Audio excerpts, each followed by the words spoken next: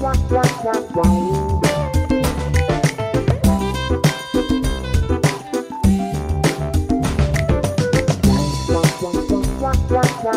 Tom. And I'm John. And we're the co-founders of Handsome Frank Illustration Agency. In this series, we'll be sitting down and talking to our illustrators, finding out more about them, their artistic process, and the creative industry we work in. Welcome to our podcast.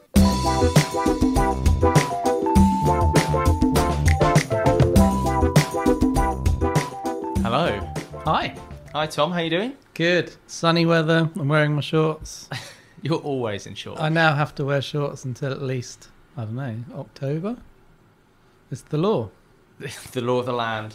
Well, yeah, we're here today with Andrew Joyce, who's... Hello, Andrew. Hello. He's already started doodling. Yeah, you are drawing already. It's kind of a nervous habit, I think. Doodle away. So you've come up from Bath today. Yes. And we've tried to kind of do a slightly different podcast today. So we went for a little wander and walked up and down a street in London, which we'll talk about a bit more in depth. But yeah, a bit of a walk and talk and a catch up. But we thought we'd sit down now and actually kind of record a more sort of normal conversation with you, I guess, and talk about some stuff. Yeah, sounds good. So how are you? I'm good. I enjoyed the walk. I enjoyed exploring somewhere new in London for a change. Yeah, it's been, a couple of years since we've actually... Well, we had the Christmas. There was the Christmas pie.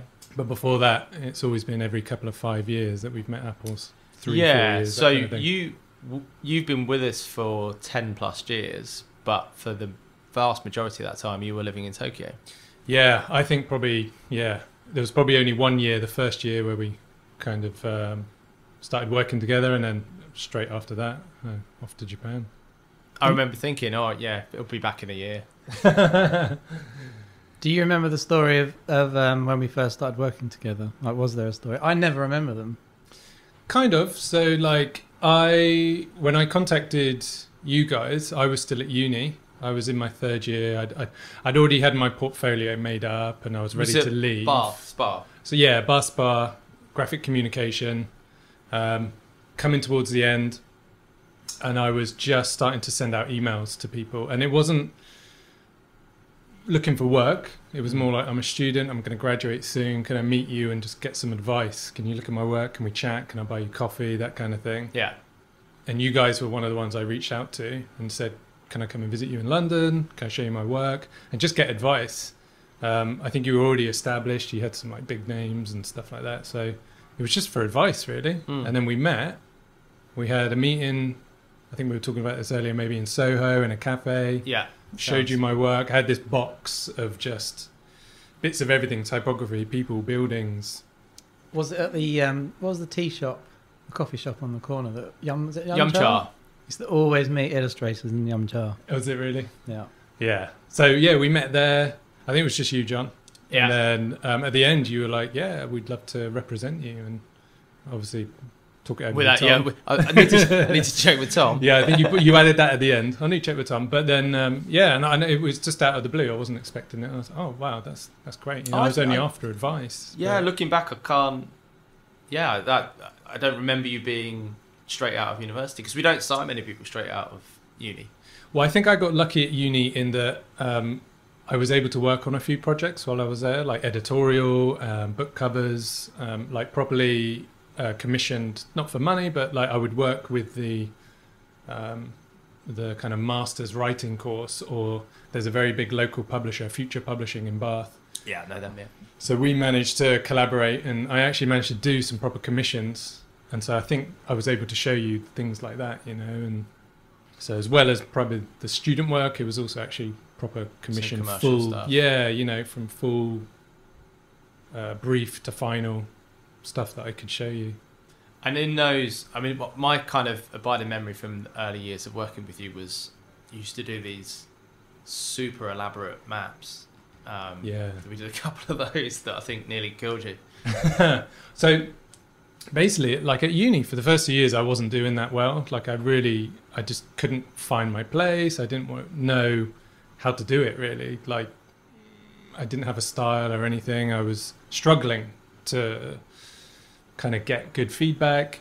And then during the second and third years, I went to Japan and just for travel. And I used that time just to draw. I was just drawing and sketching and looking out of the windows and drawing the whole cityscape. And I came back and I had a kind of different view. And I instead of overthinking everything, I'm just going to draw. And what I really enjoyed drawing at that time were buildings and filling a whole bit of paper just with detail and do you think that part of that was because obviously Japan and Tokyo in particular like is one of the most different places aesthetically to the UK in terms, and everything's interesting and different. Do you think that's what kind of sparked that in you, that change in environment? It could be. I think you observe things a bit more when you get out of your comfort zone, you know.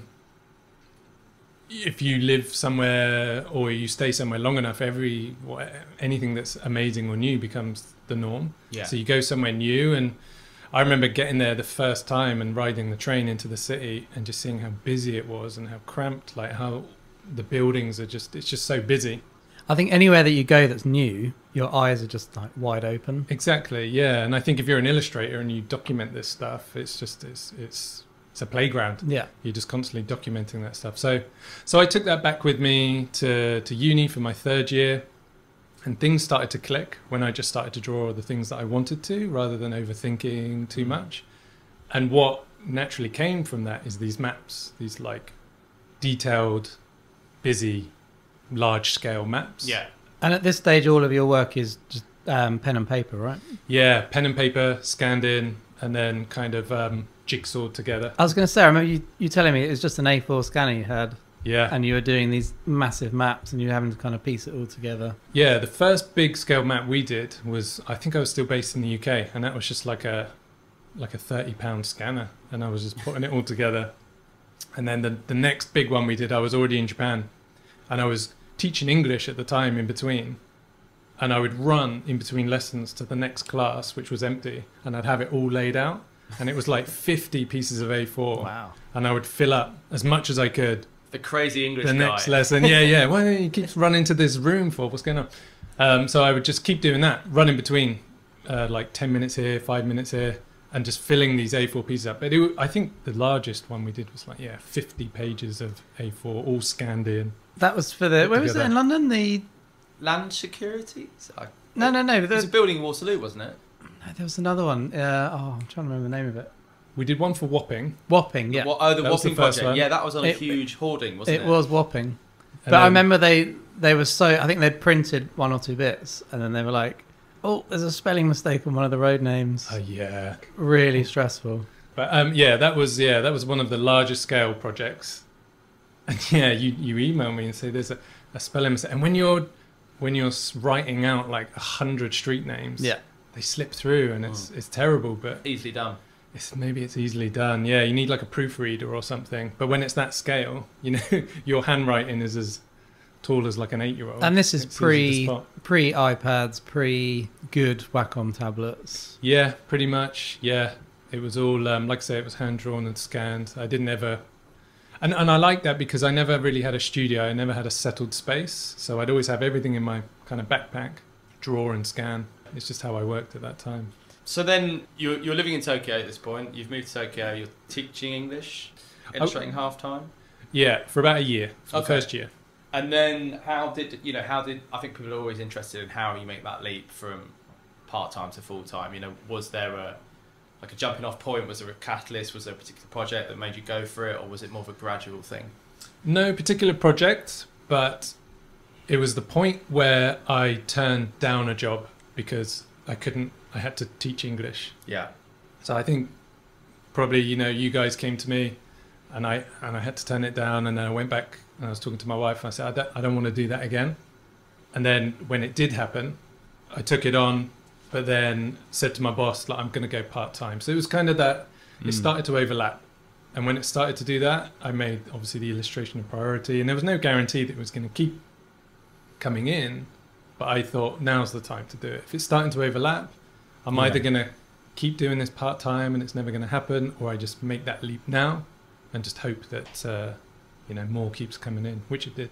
Yeah, I think that is that's happened to a few of our guys. I think it's Really? been that point where you're having to turn stuff down because of the day job, because of the other job, and you think, well, actually, and I remember for me and Tom, there was very much a point where we went full time, and we kind of expected everyone to kind of reciprocate that, because if we're putting everything into this, we kind of need that to be matched by the artist. Well, it's just that worst feeling when you get a really nice inquiry, and the illustrator can't do it because of work commitments. Or does that happen a lot? People have to kind of no, turn things because down? we have that rule now where we only take on full-time Is illustrators. that a rule now? Yeah. Oh, right. Yeah, it's been like that for a long time. Okay. Yeah. And I guess that's just that's your first couple of years, isn't it? I was like I say, I was out of uni, just trying it, and it takes a year or two, or maybe more. It depends if you're lucky. It could be shorter, could be longer, just to get that ball rolling, really. Of course, yeah. Yeah. So you ended up staying in Tokyo for 8 years? About 10. 10 years, wow. So yeah, just about around 10 years. I think it was just around that when we came back. Okay. And illustrating full time till that time, and how, what was, I'm just kind of interested in what your day-to-day life was like as a freelance illustrator in Tokyo. Yeah, it's hard. I can't reference it against anything here. This is the first time I've actually been an illustrator back in the UK. Like I say, I graduated, went to Japan pretty quickly, taught English for a year and a half, and then it was just full time after that. There's a really good scene in Japan, or in Tokyo, so good illustration scene, lots of events. There's loads of opportunity to meet people, so it was kind of building that up on that side of things, and then keeping it going here via you guys. But yeah, it turned out really where it got to the point where I was finishing a job and another one was coming in, and it was kind of it was a very good kind of window of time really of my career, where it was just moving, it was just rolling, Constant kind of flow of work. Yeah, constant flow of work, and like the one project that the big maps would lead to another thing, and then it would lead to editorial. So it was I need to make these big maps somehow faster, because a lot of magazines want this, and then a lot of land development companies want it. So it kind of spread out in that way. But yeah, it was quite a natural process to just keep it going, really. And in the time we've worked together, you've completely changed your style, which only 2 of our illustrators have ever done. Is that right? Yeah. Okay. Stephen Cheetham being the other one. Yeah. But not just stylistically, but technique, everything. You've completely switched. Yes. That's quite an exciting thing to do, right? Yeah. Or is it nerve-wracking, or what was the kind of the drive behind that? So I don't think I did it completely the right way, if I'm honest. But I did make a very kind of hard shift probably 4 years ago. It was more sort of revolution instead of evolution. Definitely, yeah. And I think you can do it in a better, more gradual way. Was I nervous? No. I think basically what was happening was I was so busy with these maps and these kind of technical illustrations that it kind of became like I was churning out the same stuff again and again. Yeah. And on the side, I was doing all this sketchbook work and personal work, and it was so different. And a couple of times I looked at my work and was like, oh, this, what I do for me is so different from what I do for clients. And I wondered if there was a way to bring it more in the middle. And so I worked like that for a couple of years. And then, on the personal side, I lost my dad, in 2018. And at that time, I just kind of made a lot of different choices. And one of them was work. And I was like, do you know what? I'm not afraid to do this anymore. I've got to do this now for me, and I want to be happy in my work a bit more and be more creative and challenge myself. And I think that's when I contacted you guys and said, guys, I want to make this hard shift. Yeah, it makes sense. I think if you're doing work, but like you say, not enjoying it, not kind of, what is the point really? Yeah, I was always grateful because, it let me live the life I wanted to live, and I was paying my bills and looking after my family and all that kind of stuff. And it wasn't that I hated it. It was just on the side I was doing completely different work. So did it feel almost sort of inauthentic? Like you weren't really expressing yourself? It's more of like a commercial... Yeah, I think so. Maybe, yeah. That sounds kind of it. I just didn't really feel creative. I knew I was doing this for a job, and this was, I wanted to answer the brief for the client and get it done for them. But at the same time, I wanted to maybe have more like input. Yeah, and a bit more expression, maybe? Yeah, a bit more expression within the work. And I think when you're doing things like maps and stuff, it's so technical. You are literally, you look at Google Maps, you look at the reference photos, and you just put it together. It's a tricky thing to do, and it's a skill, but I think I started to yearn for like maybe coming onto the project a bit earlier and working in a slightly different way with the client. It's a funny one because, I mean, speaking as an agent, one thing we're always saying is that, you need to have this consistent style and technique in your portfolio. And that's because for us, it's a lot easier to promote someone. Yeah. But I'm very aware that at the same time, you're kind of saying to that illustrator, like, you've got to stick to doing that and you can't change, which isn't really fair. So I think it's good that you've kind of been Didn't able listen to us. Yeah, absolutely. Yeah, but I mean, you guys, you had some good input, and I don't think I listened at the time, and it was like, look, this is quite a hard change that you're going to do. And what I would say is I think it feels like a pendulum where I really swung the other way. It's come back a little bit now. And I feel now it has come back a bit. And even though that time when I changed, I kind of had this kind of whatever attitude to it. I'm just going to do this, and whatever happens, happens. I feel like I've kind of just come out of that, and I'm coming back. And that, do you know what I mean? Like I needed that time to try something new and different. But at the same time, I realize, perhaps some of my previous work is kind of where I'm always going to come back to. It's very bold to tear everything up and start again. Yeah, it was a bit extreme. I think the key there is, if you're going to do it, don't just sort of put one or two bits, in your portfolio with this new style. You need to wait until you've got a good body of work together in that style, and then you can put it in your portfolio. And that's where I think where we were, wasn't it? Like, we did try and put both in together. Yeah, they just, because it, as someone, an art director or someone looking at it, it could be done by two completely different people. Yeah, exactly. And I think what I then did was, when I realized I wanted to make the shift, was I did exactly that, which was, okay, I'm going to get, 5 pieces of this, like maybe it's typography or lettering or something. I'm going to make sure I've got 5 examples of this, 5 examples of this, and just make a new portfolio, and then come back to you with that and just say, look, this is what I'd like to be going forward. This is how I'd like to show my work and stuff like that. Without going into it too much, I think it's interesting that it was something in your personal life that inspired change in your work life. And I think we see that quite a bit. Either someone having a child, or moving towns, moving cities, moving to a different country, or something big happening in their life, quite often affects their work.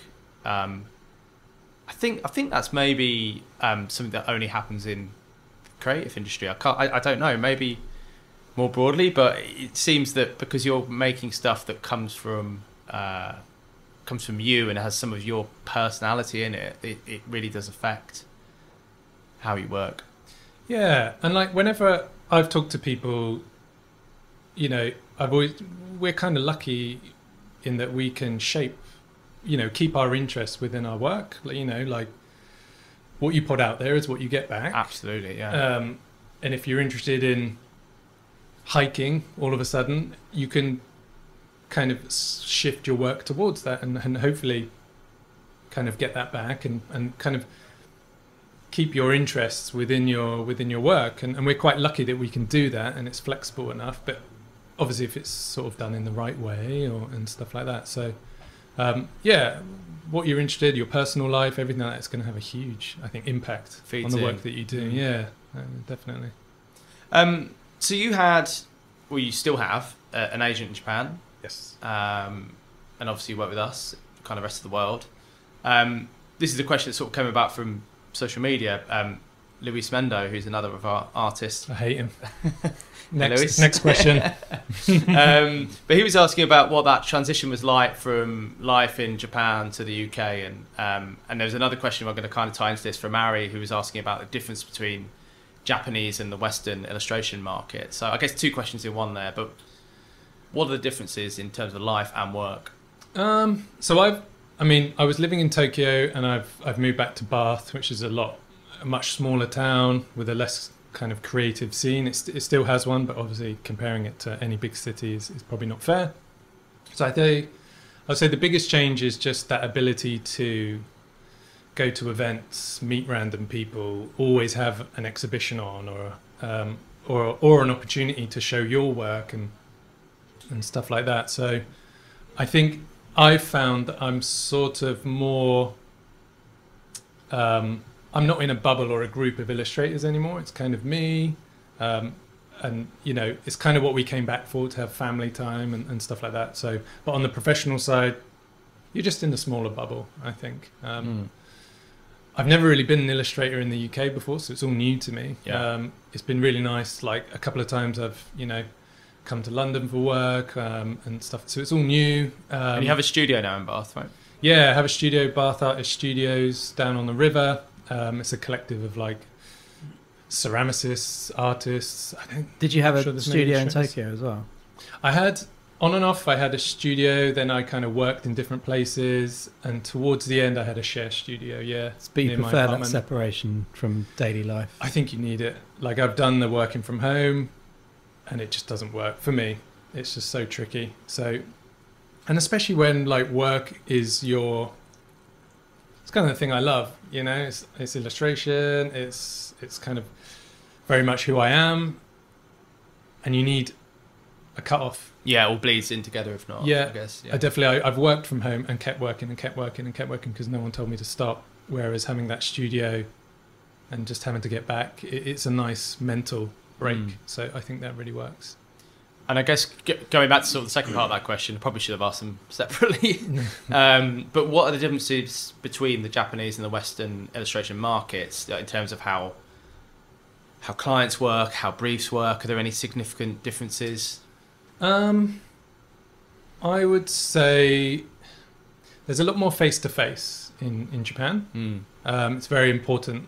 Almost all my projects started meeting face-to-face. And yeah, like business cards and... Oh, yeah. So, giving it the right way. Not that you have to. You're not expected to get it right as a foreigner, but definitely swapping business cards, very formal, maybe having 2 or 3 meetings before anything really starts. And you might even come in really early. I've been to meetings where I've been sitting there thinking, I don't need to be here. This is way too early. But they want you there just to make sure you're on board. Would you say culturally they're more interested in the person behind the work than we are here, maybe? Or I don't know. That's hard. It's hard for me to say. They are definitely interested in who you are. And I think you can build definitely a career out of sort of what you're doing on maybe social media and in your personal work.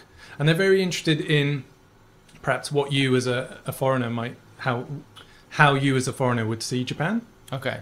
So if you're like going there and drawing like food and cans, it's fun to them. Why are you drawing this? And okay, so you're drawing things that they might think are mundane or exactly. every day, and you're seeing them from a slightly different angle. Exactly. So I think that's maybe an advantage of you know, being someone from a different background in this country. They like seeing perhaps that different angle on things. Yeah, that's interesting. And the work that you get from your Japanese agent, is that all from Japan, or do you get work from the kind of Far East Asian area in general?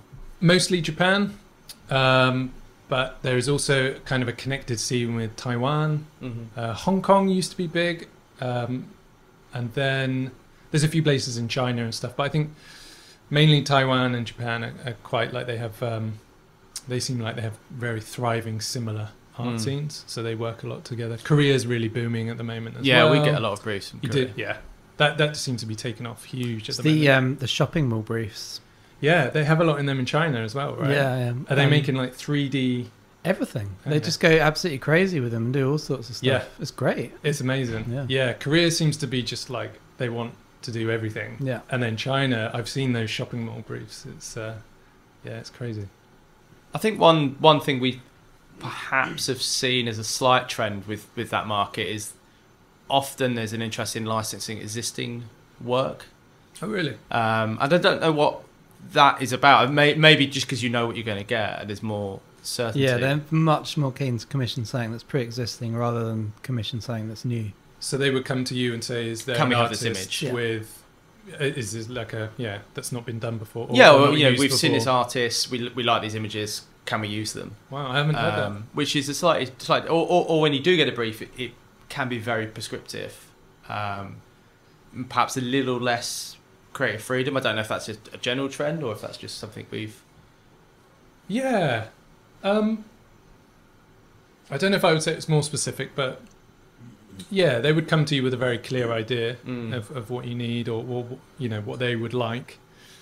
But then also, I've had it where they've asked for changes probably way beyond where we would. Yeah. I've had very late night calls where it's, can you change this? And it's like 12 o'clock at night, guys. Yeah, So and they're very particular in the details. I remember one brief we had for a Japanese fashion menswear magazine, and it was to draw guys in these outfits. But what they did was they actually did the photo shoot first. Okay. So they did the entire photo shoot in the clothes with the models, and then asked us to draw illustrations of the photos. So I found that quite interesting. It's almost like you've done the job twice. Yeah, they wouldn't do that here. I don't think so. I've never had that in the UK, no. Yeah, very thorough. Yeah. So we did have a question on Instagram from Owen's Illustration, just asking really about how you promote yourself in Japan and Asia, and if you do it differently or if there's different avenues. Oh yeah, good question. So in my experience, I got really lucky, and it was because of you guys. There's very few, I would say, illustration agencies in Japan, compared to say over here in Europe or perhaps America. But I did get approached by my first agent in Japan because of you guys. They were fans of Handsome Frank, saw that I was in Japan, liked my work, and wanted to kind of work with me going forward. But then after that, we since kind of split ways. But it's just been kind of, maybe like with many things in Japan, who you know. Yeah. It's very like you have a previous relationship, and then that will blossom into either regular work, perhaps an agency. They're all connected usually. They all kind of do seem to kind of know each other, so it's quite easy to kind of build a network of people that you know. Personally, I did things like I made big promo posters with CVs and work on the back and translated it all into Japanese. CVs, sorry. Yeah. We're going back a bit then. And just sent out so there are these like books in Japan called MDN, and there's MDN designer, MDN illustrator, MDN photographer, and it will be basically a directory of anyone in that category. And so I would buy these books of art directors, look up their websites, find their email addresses or addresses, and send out these promos. And I would send out 500, 600. And I think that's so important, though. Yeah, so it was physical. Yeah. It was a physical thing. And because I always had in my head, like, I remember people telling me, just make sure it's something they can put on their wall or their booth. So it's a constant visual reminder. But not just the sending the physical thing, but actually taking that time and effort. And it is so boring, but just trawling the internet, finding who to send it to, working out what their address is, and then mailing it to them. Like early years of Handsome Frank, we did that absolutely loads. Did you? Yeah, but I think having a good portfolio sometimes isn't enough. Like if no one has seen it, then it's kind of irrelevant. And I think that like giving yourself, I don't know, instead of carrying on like a personal project, give yourself a couple of days to do the boring stuff. Yeah. Putting emails into a spreadsheet so that you can send this out en masse. Yeah. And I only got 1 or 2 replies, but over the years, I would go to people's studios and see it on the wall. Yeah. And I'd be like, oh, hey, that's mine. Oh, that's really cool that you got it it's up. Like longevity, yeah. Yeah, so it's like what you do now might only pay off in a year or 2 years, but it's... But it just takes that one email to make that one connection. Yeah. Like, if you send out 100 emails, there's no way you're going to get 100 jobs back. Exactly. And it's, as long as you don't expect too much from it and know that it's probably you're just kind of investing in yourself for the future. But then going back to Japan, I think like when you do one job with someone, you're not guaranteed, but it's quite likely that they come back to you. It's like a relationship, especially if you're there. Like I would also say, don't expect too much getting work if you're outside the country. Yeah. I'm sure it's possible, but I think you do need to invest time there. Maybe you don't have to live there, but it is more of a face-to-face. Oh, you're here in Japan? Yeah, we'll meet with you, or let's work together. It's that kind of deal rather than maybe here you might work with someone in America or somewhere other in Europe. It's a bit more easier to do that here, I think. Okay. Got a question from Stuart at Handsome Frank. Yeah. What's your favourite Japanese word? Oh man. Favourite Japanese word? That is a niche question, Stuart. Quite like rabbit is usagi. It's just a nice way to say it, usagi. Yeah. I'm going to have to think about that. I know. I get. Are there any words you know that describe? Because I know there's. What's the word for someone that buys books but doesn't read them? There's a Japanese word for that. Oh, there's words for that. No, you're going to put me on the spot now. No, I'm not but going to know stuff like that. Anything along those lines where you can express something in Japanese that you can't in English. Yeah. Okay. Yeah. Like there are a few words that have like replaced my English. Like natsukashi is in English. See, it pushes. It's really weird. It pushes words out. Sometimes it's sentimental, I think. Okay. So it's like when you might see a TV show from your childhood and natsukashi, and I use that word now instead of the English. You just replaces it. I just can't think of it, and I'll say up front, I'm not fluent or anything. I can survive in restaurants and daily life, but there is a point where it pushes certain things out, and there are things like like you'd say like if you meet someone in the street, hey, how are you? It's kind of it's genki. Yeah, genki. And that I put into English all the time. Oh, you look a bit genki, you all right? And they're like, what are you talking about? And I have to switch it. That's not used. Your wife's Japanese. Your 2 children were born there. Both born there, yeah. So what are you speaking at home? Now you're back in the UK. Are you speaking a mix or? We speak Japanese at home, and then we speak English outside. Okay. It was a lot easier when we're in Japan. Obviously, there's a lot of English over here. There's not as much Japanese, so we're a bit stricter here than we were over there. So we very strictly speak Japanese in the house. We have Japanese TV that you can subscribe to and beam into your. So how old are your boys? 4 and 8. 4 and 8. Okay. Yeah, and they are annoyingly fluent. Yeah, it's so easy for them. It's amazing how well they pick up language at that age. It's crazy. Yeah, and they'll switch seamlessly and. It's no problem. And writing as well? Or? Yeah. Well, the youngest one's probably too young, but the oldest one is, he's probably fallen behind now a little bit, but he can write it, read it. Yeah. It's better than me. Fascinating how children pick up language. Yeah. Well, they just don't, I think, one, they don't question it. It's like, oh, that's that in English and that in Japanese. Okay. And also, they're not afraid to use it, whereas I think adults are just afraid to make a mistake, whereas they just make the mistake, get corrected. Oh, okay, I know that now, and it's done. Yeah. Carry on. Yeah. And you're planning to go back this summer? Yeah. So we got plans to go back. Obviously, it's a tricky time. Hopefully, we'll get there. So I'm planning to spend the summer over there, all of August, bit of September. And you said the weather's hot, right? It's by all accounts, it's like a 150-year record-breaking heat wave. So everyone's been warning me. I would just die. Instant melt, yeah. So we're going to do that. We've got some nice things lined up, and a few projects to do over there. So hopefully I can put that on, put that on social media. People can follow that if they want. Yeah. So I'm looking forward to it. It should be really good. And we're going to some islands. So Tokyo has these string of 7 islands. It's part of the city, but they're these tropical islands. You take a boat to get there. Crystal blue water and everything. And a friend of mine promotes the islands for in English. So every time I go there, we kind of go to a new island. Oh, amazing. Take a tour, do like we did today, loads of pictures, drawings. Randomly, there's a guy I went to junior school with who lives on one of those islands and runs a photography school. You're kidding me? Yeah. I'll go say hello to him. Yeah. That's so weird. Yeah. Really? Oh, yeah. I'll give you the details. Yeah. So we should talk a bit about... because I don't know how we're going to cut this into the podcast yet. Yeah. But earlier we met you on Lamb's Conduit Street. Yes. Which is in London, central London, kind of in between Holborn and Fitzrovia. Yeah.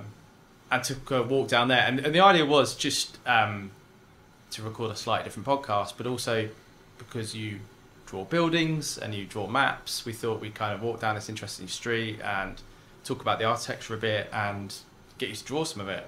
Yeah. How did you find the walk? Good. Like, obviously, I didn't know how much I should talk or what to talk about, but the idea, when you came to me with the idea, yeah, I loved it, because I think it's a great way of finding a new area, and it's kind of how I work anyway, taking pictures of these places, documenting them, and then going back and drawing them. And I think it's nice to have something physical after the podcast. Yeah, so the idea is you will now draw the stuff that Yeah. we're looking at and talking about, and we'll release that content with the podcast.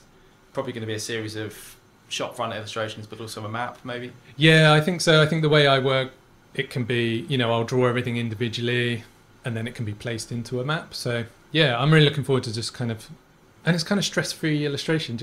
Everything's there in front of you. Yeah. You just have to break it down, draw it how you want to draw it, and then should be fun just to sit down drawing a building every now and again. What is it that draws you to buildings? Because that has always been a constant theme of your work. Yeah, do you know what I think? I've thought a lot about it, like why do I draw what I draw? And I think, so I put a lot of restrictions in the way I work. So when I do my roughs, I work in like gridded paper sketchbook. Yeah. You sometimes put this stuff on Instagram, don't you, if people want to go find it? Yeah, I really like putting all the behind the scenes stuff out there. So if anyone's interested in that stuff, they can. So what do you mean by the restrictions?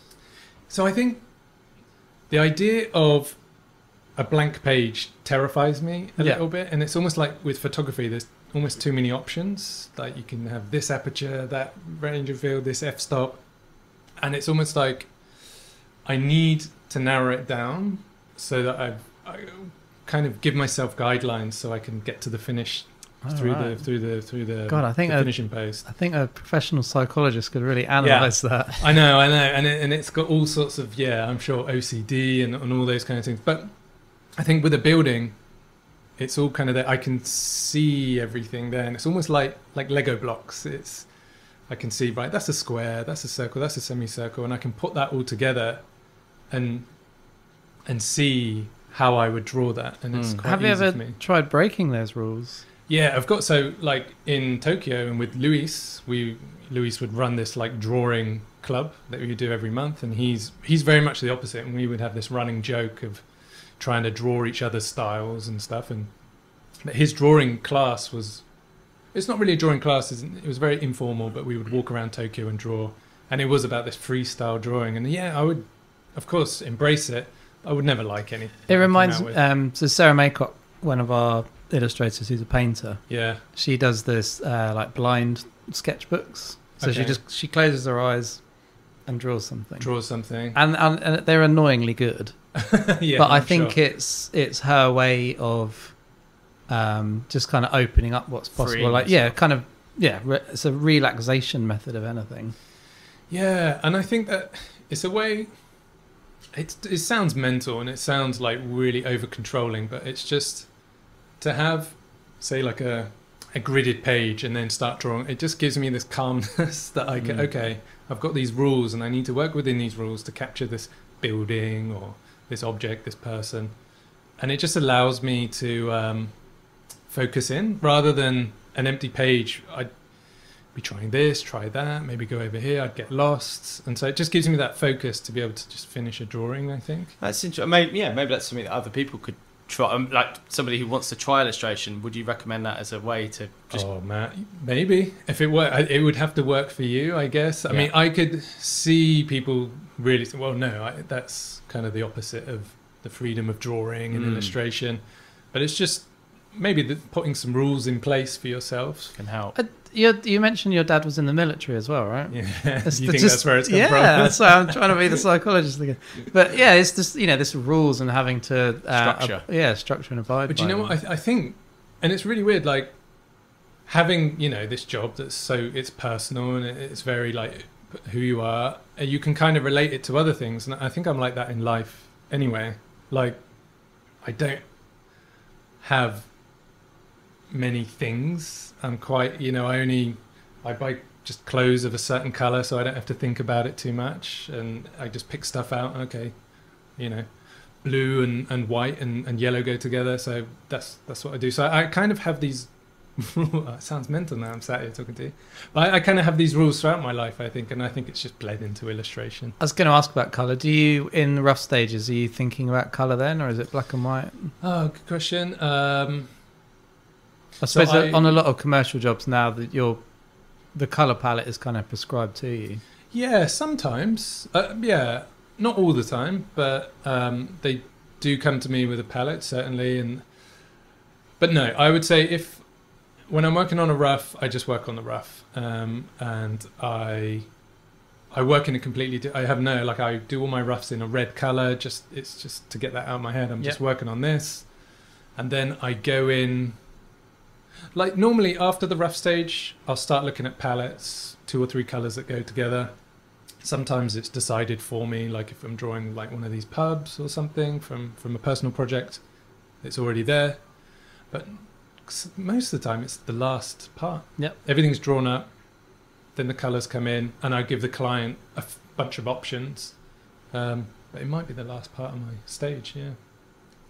I was going to ask about your desk series. Yeah. Because you very kindly drew my desk. Yeah. Which is now framed above my desk. Yeah, I saw that. It's like, it's going to keep zooming in. But yeah, I think it's a really nice series because there's something really interesting about where people work and how they organise themselves and what they surround themselves with. Yeah. And just looking at your series, you can see these little differences in people, and some people have lots of art on the walls and some people are surrounded by plants. Yeah. Is that something you're going to continue and do more of? Yeah, definitely. I think one of my, like, I guess, what's the right word? But I tend to take on maybe too many personal projects. So they're in the pipeline. But basically that came across moving back to England and trying to set up my own studio space and not having much luck and looking at other people and constantly looking at furniture and stuff. And then seeing, and then at the same time, I'm really interested all the behind the scenes stuff. I love seeing how people work, what their roughs are like, what environment they work in. And then, of course, I started to draw that by myself. Then you reached out, and then some people start to, pot their studio space online. And so I would reach out to them and say, hey, would you mind if I drew this? Could you just provide some images? And then, like you said, I started to notice all their, you get so close studying these spaces and drawing them. I started to have questions. So I started to turn that into almost like an interview as well. So I'd say to them like, oh, here's the finished piece, send it to them as a print, but also say, hey, I've got some questions as well. Would you mind answering them? And just putting that like on social media and stuff. So it's like a little, a way just to pick their brains almost. It's a really nice little series. Oh, thank you. Like to see, I mean, you could imagine a whole book of them. Yeah, if you had the time. Yeah, I need to do probably 40 or 50 more, but it's definitely something I want to keep going. It's just a matter of getting around to doing them. Of course. Yeah. And what's next for you? What are you working on at the moment that you can talk about? At the moment, we are, so like I say, I'm going off to Japan. We've got some projects there, like some window drawings, some murals. We're going to explore this island and make some stuff there. And then I've got some ongoing projects with some stationery companies, so I upload that quite regularly, which are quite simplified illustrations, and it's always the subject matter is always different. So it might be animals one, then people, and so that's like a nice portfolio filler, like a nice little project. And then I'm gonna keep busy with these personal projects, and I'll probably put more of them up. I think is my goal this year, more personal projects. Yeah.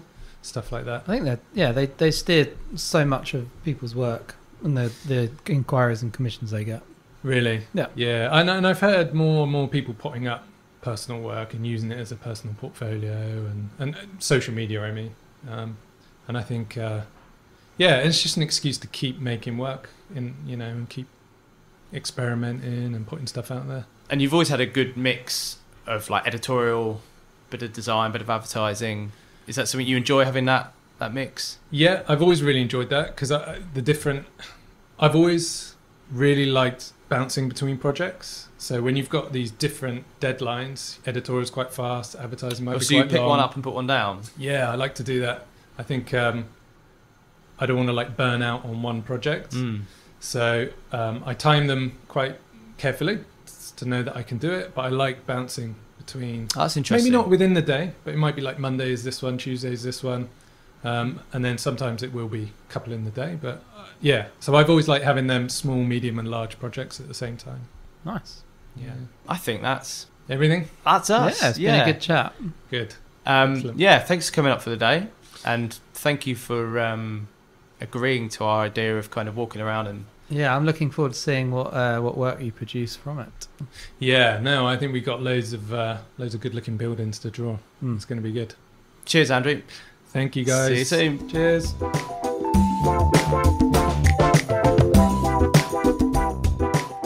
So we are on Lamb's Conduit Street, which is where are we? Is it what part of London is it, John? Your geography. This is kind of Holborn stroke Fitzrovia. Yeah, and so we only discovered it a few weeks ago by chance, but it's a nice little quirky street with a lot of nice independent shops, cafes, a pub, etc. So we thought it would be a really good spot to come to for Andrew to kind of check out, and then he could make an illustrated map. Yeah, that's the plan. Morning, Andrew. Morning. Probably say good morning. Hi, babe. How you doing? Yep, I'm good.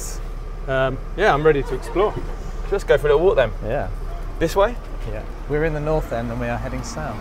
So yeah, I guess we thought this would be a good street. Obviously, you're kind of known for drawing maps. Yeah, like Tom said, we just sort of chanced upon this street the other day, and it just seems to have a really nice mix of little independent shops and bars and interesting buildings. Well, first up, we've got a pub. Yeah, I noticed that. I think that like a lot of maps as well, when you do maps as projects, it's can be like a larger area.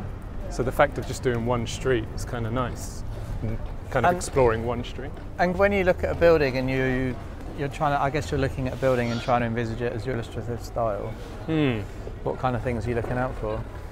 For me, I always used to get intimidated by kind of European, Western kind of buildings. Yeah. So obviously spend a lot of time in Asia, but they're so detailed. But it's more about like picking out the shapes. Yeah.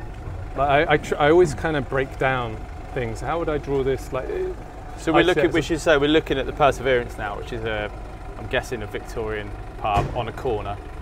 But yeah, the window shapes. Yeah, it looks very classic Victorian, right? So it's like the window shapes, the bricks.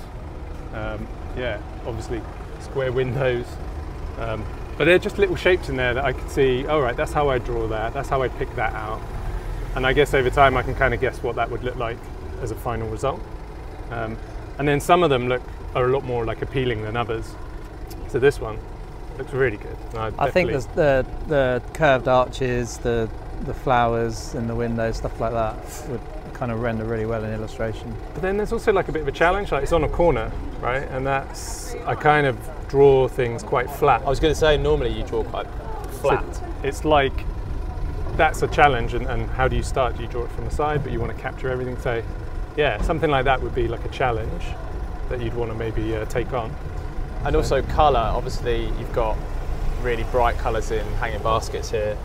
Yeah. Pops of like orange and purple, like how, when you're looking at a building straight away, I mean, because you're not kind of true to life in your colour palette, are you? No.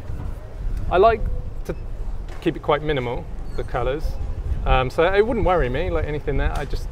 I tried to keep the main ones, I think. You know, if you got, what have we got here? White, brown, black, those would be my starting points. And I wouldn't worry too much about keeping it too authentic. I love this, what street is this? Great Ormond Street, there you go. There's a really nice residential street off Lamb's Conduit. Full of plants. Yeah, plants, trees. Quite New York-esque. It kind of looks, it's really New York, doesn't it? Really sort of Greenwich Village. Yeah. Is this famous? Is this a well-known street?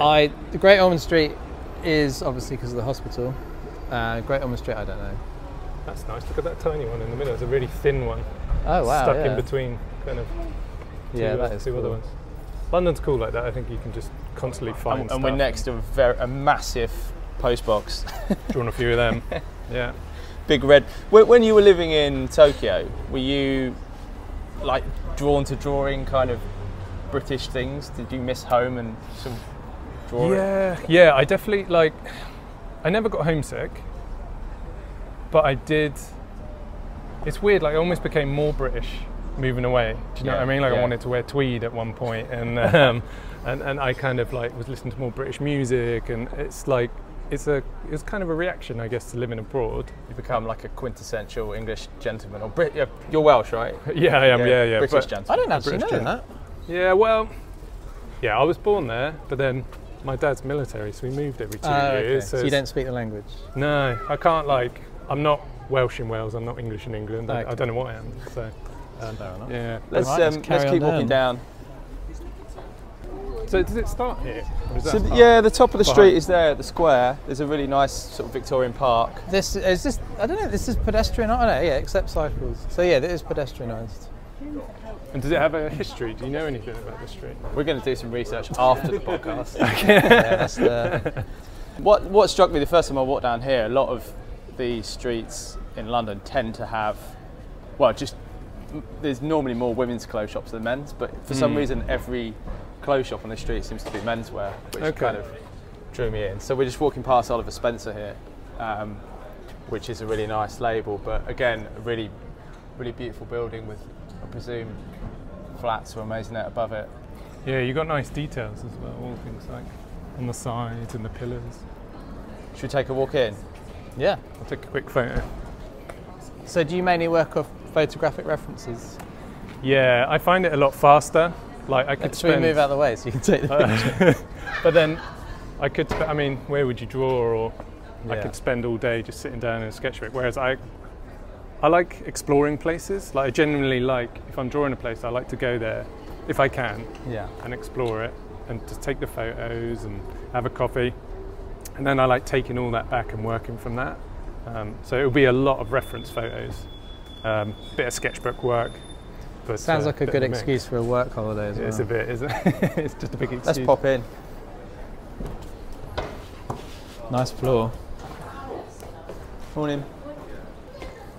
You've drawn a bit of clothing as well, haven't you, in the time? Yeah, over the years I've been asked to do a few projects. I like it. Yeah, I wouldn't say I'm any like connoisseur or have a lot of knowledge of it, but you get the reference photos and draw away. John has a habit of taking me to nice clothes shops. We're going to be here for a while. This is just the shopping trip. This is the only reason why John wanted to do it on this road. These are cool. Little Japanese gardening tools. They do camping stuff as well, do they? Super trendy camping stuff. Yeah. The thing is, it's never ever going to stay that clean, that barbecue. Look at that. Someone's written, "Hello, Andrew." Very welcoming. My in-laws have a garden like that. You know, it's all bonsai and bamboo, keeping up all the old trees and stuff In like Tokyo? that. It's just outside. It's in the countryside. Oh right, is there two? Isn't that too? Yeah, there's Isn't that the same another. one? There's a second Oliver Spencer. Holy I think this is moly. more casual wear. Oh right, yeah, that's more lifestyle stuff. Giant lamp. That's nice. Wow, Even that that door. doorway is nice. So isn't do it? you know how they make this door? Let me just I'll just take a picture. But it's the bottoms of wine bottles. Again, it's like breaking down the shapes. You know, you start looking at it. It's just circles, a couple of squares, and then you just put it all together. So this place looks interesting. Noble Rot, which is a restaurant wine bar, but they also they publish a magazine with really nice illustrated covers. Have you done work with them? No, I bought the magazine. They just talk about their stuff, or is it Yeah, it's like a food, drink, kind of wine just what's going magazine. on? Yeah, I do love the gold leaf. so you can see all the covers on the wall. Oh, nice. That's really nice. Should we go and look at that shop? So I'm drawn towards a shop sign that's, what is it? It's bright purple and gold. Anything shiny. Penchreath and Hall. Have you noticed if you look opposite where are we? Penchreath and Hall shop. There's like the smallest house in wow. London or something. Hey, that is tiny. That's the second one you've been drawn to. Yeah, no, I'm I fine mean, with you could do an illustrated series of tiny houses of it. London. Smallest illustration. Because they have those in New York, and I think there's one that it's sold for like £1 million. A house like that in Mayfair. Well, it would be great to learn what that was and is now, and who's there, and that kind Yeah. of stuff. This Well, is there's nice. a lot of ghost buildings in London from the war. where no one's in them. Well, no, part of the house was got knocked down in the war in the bombing, and you can see like the lines of where the chimneys used to be, where windows used to be, things like that. But they call them ghost houses. So there's a sign ahead of us that says cheese and wine. What's the cheese like in Tokyo? Expensive and minimal. I gave it up basically. I couldn't afford it anymore, but then I'm making up for it now. Hi, how you doing? Yeah, we're recording a little podcast while we walk around. Is that all right? Yeah, that's fine. Yeah, cool. Yeah, no worries, man. So we are now in folk clothing. And I've got a sale on, Tom. That shirt that you got last time, I'm really annoyed that you got that. The spotty one. There's some history here. Yeah, I'm quite jealous. Some beef. Look, it's in the sale as well. It's nice. Was this your sort of normal sartorial style folk? This is Daniel Johnson, right? I think this is an artist collaboration they've done. I've noticed recently a lot of menswear brands are collaborating with illustrators. Really? Just creating sort of one-off capsule collections and stuff. It's really nice. Actually, we got an inquiry last night from an Italian clothing company wanting to do just that. There you go. Well, let's collaborate. Yeah. So you Let's do a work set on of something. illustrations and then they use them on the products. I think the printing techniques have got a lot better. So how would you provide that then normally? It can Just be any digital kind of file, yeah. I think like what we can see here with the illustrated fabric. Yeah. I think that, as I say, those techniques are a lot better than they used to be. It's good for the artist, so they can keep their style or way of working, I guess. Have you got a beach towel yet? Yes. You got one? Came through. That's good. So I did. Andrew illustrated a beach towel. And they're massive, right? Do you know what? It was huge. I didn't know how big it was. It was massive. And so I'd always wanted, because you work so much digitally, I'd always hoped that you'd get to work on something physical like that. And then when that came through, I was super happy. And to see it actually in print, the print quality is amazing. Yeah, that's good. So I think, it's got to be at least 6 years ago, we did some towels with Malika for... Okay. Is it Aldo Shoe Company. Yes. And those towels have just been used and used and used and used and used. So in I'm your really, house. really pleased. I More towels. needed a new towel, so I was really pleased that you've just done that. Well, I can fit my whole family on that. It's a beach towel, isn't it? So you just spread that out. Thank you. Yeah, the thing's massive. And the box was huge. I was like, what is this? I think that guy was wondering what the hell was going on. I bought these lenses. Have you seen the moment for the lenses? iPhone. Oh, cool. You clip them on and it becomes like a wide angle. Yeah. And it's really good for capturing buildings and stuff. Did you buy this for sort of work purposes? I did, yeah. Well, my friend was doing it for photography, and I thought, well, I'm taking 2 or 3 photos and stitching them, stitching them, but flicking through them when I'm drawing, and you can capture this sort of in one. Gives you a nice kind of wide angle. I did wonder what the little pouch was. Oh, look at these. Look at this map in there. Oh, it's a funeral director's. But So even this funeral director shop front is probably the most striking and beautiful funeral shop front I've ever seen. Beautiful gold. Yeah, gold lettering. Model ships. I don't know what wood. I'm guessing it's walnut or something. And a map of London as well. So as we stand here, I put on Instagram earlier if anyone had any questions for you. Got a question through saying, what inspired your minimalist aesthetic? I think it was a reaction to the work I was doing at the start of my career. So I was doing these very detailed maps, trying to... And my goal with the early work was just to capture as much detail as possible and just kind of fill the page with it.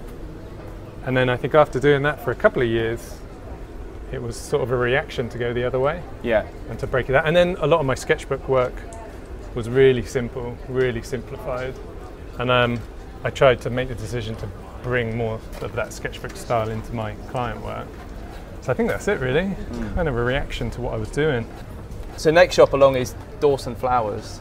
Again, it's just every building on this street is amazing. It is, yeah. And they're all different, aren't they? It's not like it's that classic uniform London hodgepodge kind of architectural thing. Oh no, it's great. But yeah, another double-fronted, I guess, Victorian. And you're used to illustrating flowers, aren't you? Plants. Plants, flowers, yeah, give them a go. The drawers, John's desk. Illustrated. So I do this series where I like to draw people's desks, usually like illustrators or kind of designers, and I like seeing people's desk space where they work, and a lot of them eventually obviously have plants. So it's not something I really did before, but I guess it's a something that's natural kind of thing. on trend at the moment as well. Houseplants are very... Yeah. So I drew head-offs, the Illustrator head-off, and he's just, if you've ever seen his Instagram, it's just all plants. It's a wall of plants. So it's a nice challenge. Just looking over the road, we've got Shrine to the Vine. Shrine to the Vine is probably the coolest off-licence I've ever seen. We'll put a picture of it online, but the wibbly wobbly typography, as I like to call it, it's very popular these days.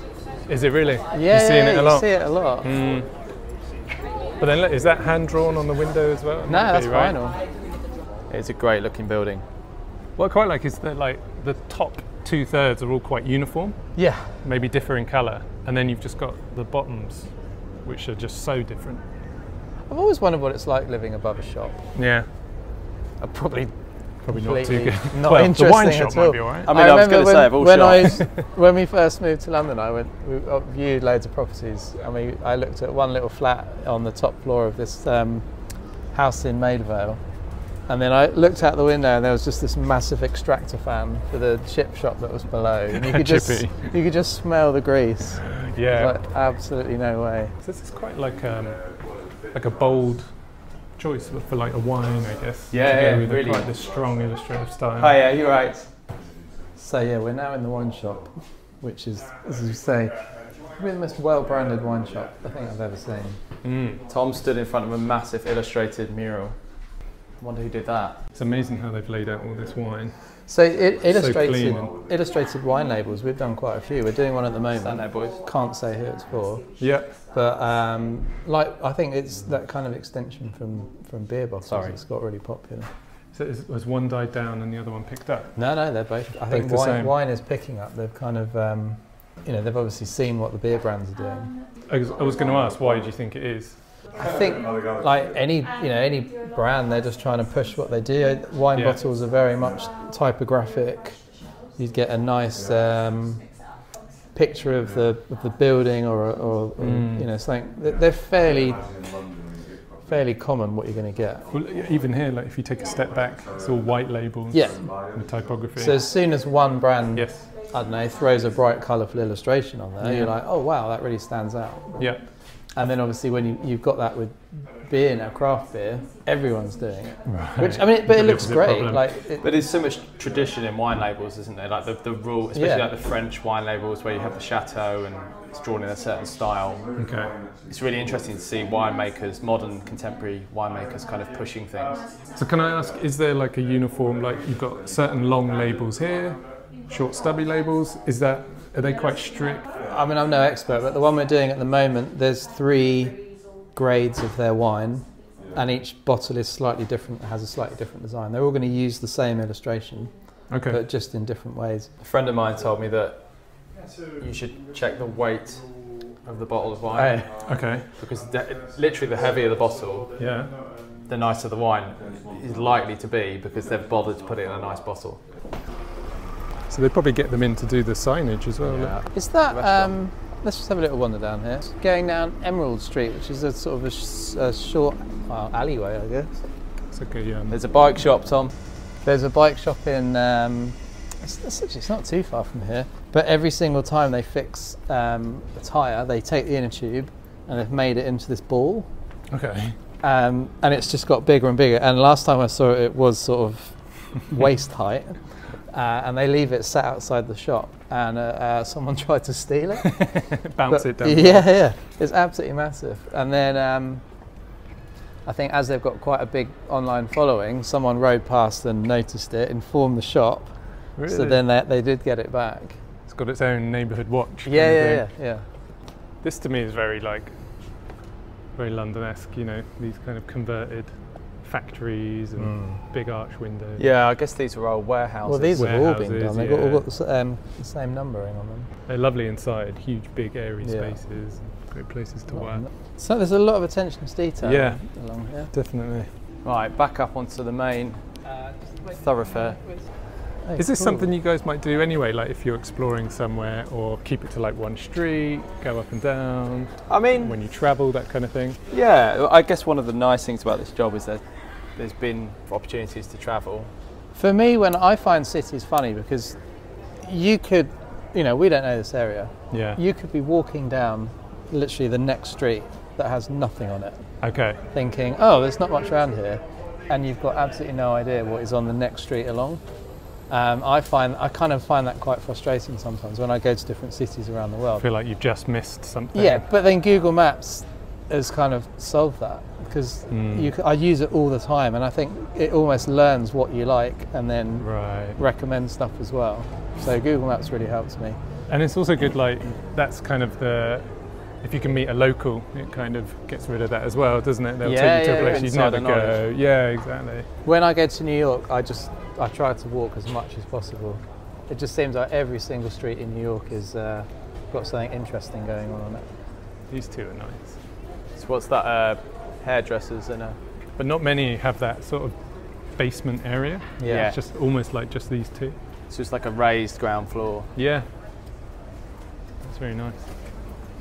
Grenson, do you know Grenson shoes? No, I don't. No, I think these are originally from Kettering, which was like the home of British shoemaking.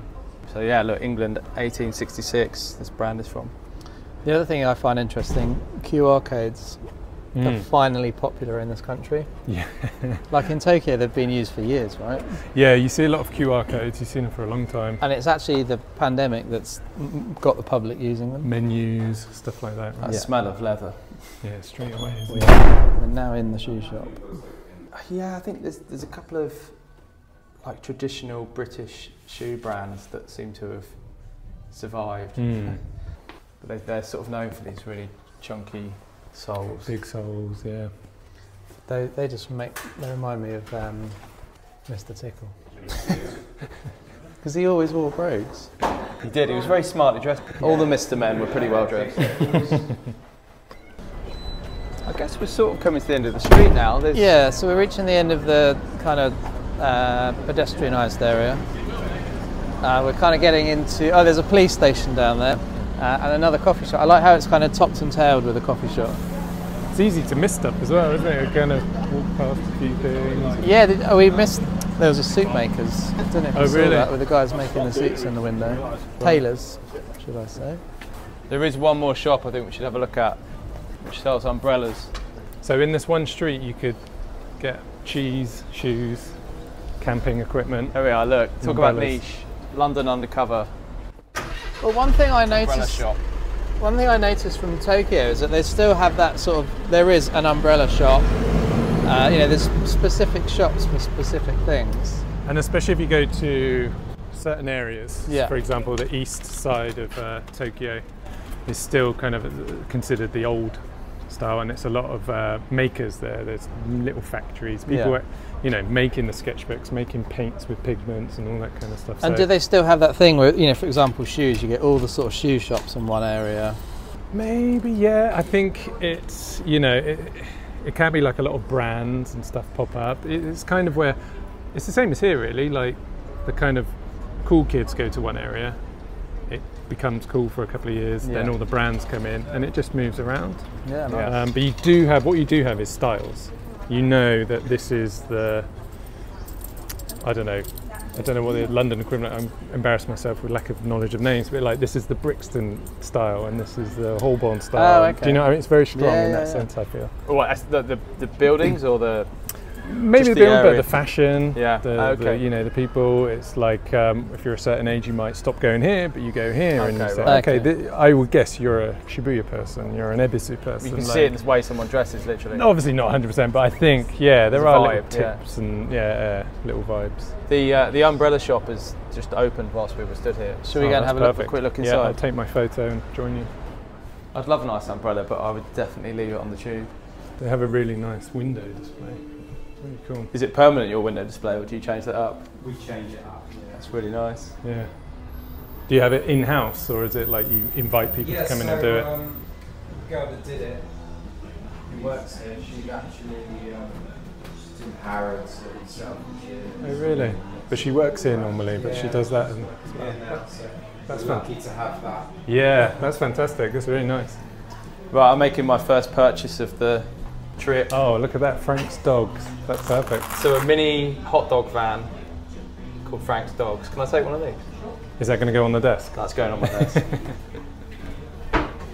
not a toy. It's not for my children. You don't sell these to kids. Rightly so. Yeah, you got a little guide to Kyoto there. Is it somewhere you went to? Yeah, much? my wife's family lived close to there, so we'd go.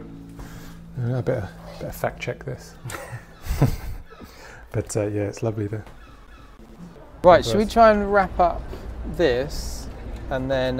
Yeah, the pub might be open now. Oh yeah. What time is it? I'm up for a beer. Do you want a beer, Andrew? Absolutely. That's where we were going to meet, right? Yes. That looks really nice. I'll try the Thundering Molly, please. Yeah, sure. What do you find Is that on? Yes, please. So we are now in the pub.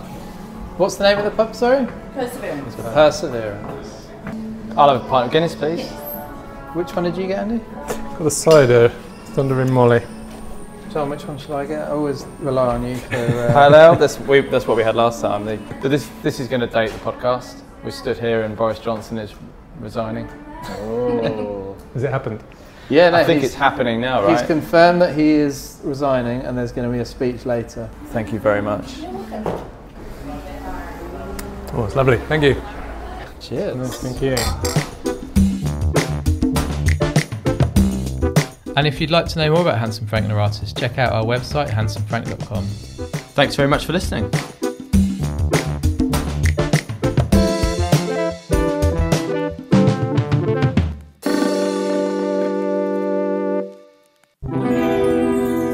Handsome Frank.